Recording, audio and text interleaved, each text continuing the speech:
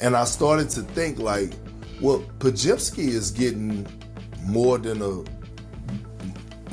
opportunity, in my opinion. Like, he's getting a better opportunity than Jonathan Kuminga is. And I was wondering why. And I think it has something to do with who drafted the guy, right? Who drafted the guy, who's in office, who's not in office, how Steve Kerr favors guys that are role players. Like, Podziemski is going to be a hell of a role player, but Jonathan Kuminga, he doesn't want to be like nailed down into being a role player, and that's okay. You drafted him with the number seven pick. Here's the thing: they only offered the man 2 year, like $40-something million, 41. So, Perk, let me just give you a little bit of context here. ESPN reports today, to your point, Perk, that Kuminga is declining every Warriors offer. He wants $30+ million. Warriors offering him $20 million. Okay. Shams saying that the Phoenix Suns are aggressively pursuing him, offering nearly $70 million more in guaranteed money than the Warriors. He has offers worth up to $90 million over 4 years from the Suns and the Kings. And is he allowed? So as a restricted free agent, he is a restricted because it's the end of his rookie term, right? So he's a restricted free agent. So the Warriors are close to ending all sign and trade talks and giving Kuminga the choice of either signing their current offer of $45 million over 2 years or accepting the $7.9 million qualifying. Well, that's fucked up. Well, wait a second. Just to be clear, so they're going to shut down trade because, again, these are tactics. The team might be trying to get more value. You've seen it. We're not trading Kevin Durant when he asked for a trade at the start of the season. They traded him later in the season. So we see these things where it's like, hey, because right now currently your value is quote unquote low, we'd rather either sign you, get your value up, and then trade you for more because then you'll be a bargain at that price. But this is my question. So when they say the sign and trades they're going to stop that. He's an unrestricted free agent, right? Or he's a restricted free agent. He's a restricted free agent. So that means does that mean he can sign an offer with the team and then the Warriors have the option to match it and let him go? So that's my question. Can't he sign that 4 years, $90 million deal with Phoenix? And then just like DeAndre Ayton did with the Phoenix Suns, I think he signed it with Indiana, I believe. And then they matched it. So that's the part that I'm confused. If he's got that option with Phoenix or has that option with other teams, or is it that Phoenix wants to offer him that money, but it's only could work if it's done via sign and trade? Because that's where I'm saying if he's a restricted free agent, he should get a qualifying offer from a team. The Golden State Warriors have X amount of time to either match it or let him go. Why is that not on the table, and why have other teams not offered him just that? Those are something obviously that I'm sure will unfold as this all unfolds. But I guess the bigger picture, does he deserve that money? Well, let me say this real quick to address Perk's point real quick. You say that Dunleavy didn't draft him.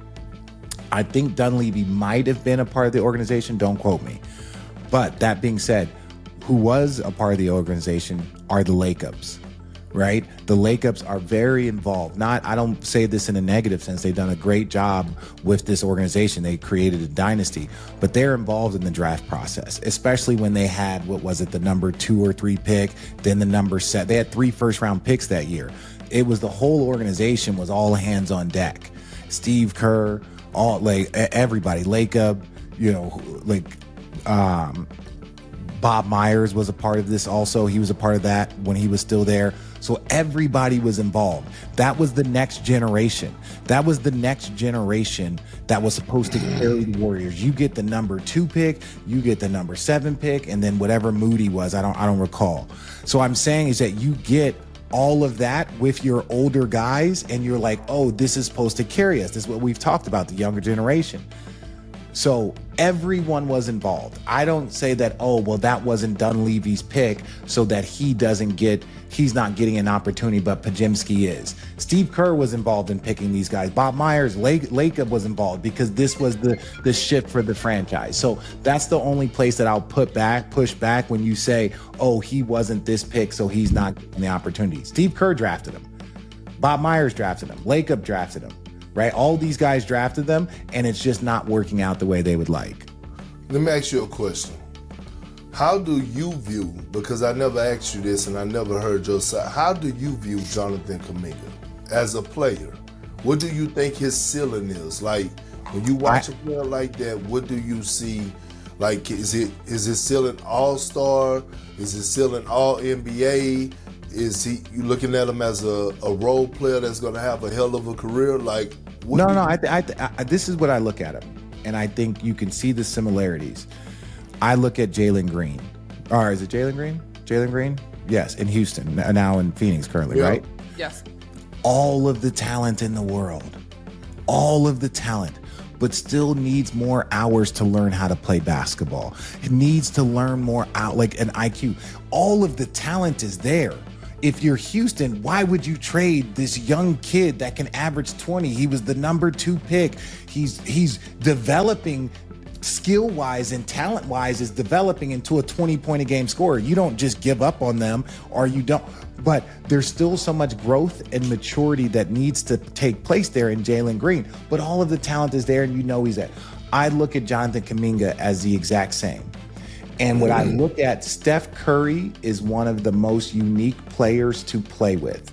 There is a flow state. There is an understanding. There is a seeing things before things happen. There is you got to just keep moving it. There is a flow to playing with Steph Curry that's unique to other players. So your basketball IQ has to be fairly high because you're trying to maximize this superstar, once in a generation player. I don't think his basketball IQ is bad, but I don't know he wants to prove, but Steph Curry's moving around. That's who you got to find and hit. If you're trying to prove, which you might be, but Steph Curry's moving around, both of those things don't mesh. Right? Steph Curry, we've said it, the way he plays and the movement and the movement offense with Draymond's so quick with those dribble handoffs. He's so quick with the pass cut, do this. Their movement offense is almost a flow state without thinking. And if you have a young player that's trying to develop and prove something within the flow state, that is very, very hard. So if he was in a place where he could grow and play, I think he's a 20-point-a-game scorer, 18 to 20-point-a-game scorer. I think he's an all-star caliber player. But in that system, that is not the best flow. And I'll give you one last example. Joe Johnson, when he was in Phoenix, I want to say he averaged like 15 points a game. But they recognized that he was playing 30 minutes a game at 15 points a game. Atlanta gave him all the money, and then he turned into ISO Joe. Then he turned into a 25-point-a-game scorer. James Harden was a 6-man in in OKC. He goes and turns into Super James in Houston. So maybe he does need a different place, but I think the way the Warriors are playing, it didn't mesh with what individual goals are, and he's already won a championship. So he ain't trying. It ain't all about the team. It's about the bag. Yeah, I agree, but I still think the Warriors are treading in dangerous waters when it comes down to this Kuminga situation, because we all could agree that this window with Steph and Jimmy and Draymond is probably max 2 years, 3 years, 3 years. All right, so what's next after that? Or the Warriors are not even thinking after that. My thing is this, right? And I say this like. And I look at it, take this for example. And we know it's different, but okay, Richard, you started at ESPN, right? You've been at ESPN for a while. Allie, I've been at ESPN for a while, right? Mm-hmm. We basically had to work our way to where we at today, right? A lot of hurdles, a lot of politics, a lot of getting called into the principal office because we said some shit that done ruffled the feathers. Richard done been there, I done been there, right? Like, we done had these conversations like, all right, man, keep your head, part of it, move on, right? So I always look at it like this. I look at